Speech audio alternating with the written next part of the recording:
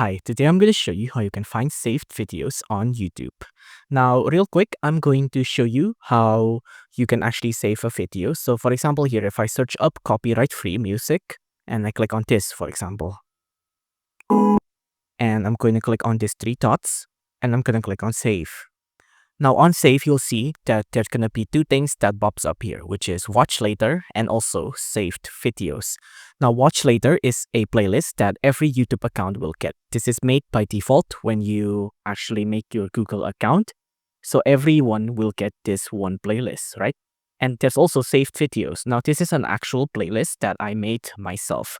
Now it doesn't matter which video you saved it to, with either it's watch later or save videos, it will all go to the same place. Now I'm gonna click out and I'm gonna go back to the home section here and I'm gonna go to playlists.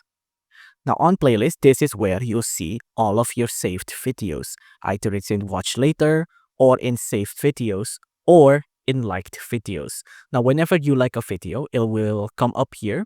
Whenever you save something on watch later, it will come up here, and any subsequent playlist that you made, like for example save videos like the one I made here, will also come up here.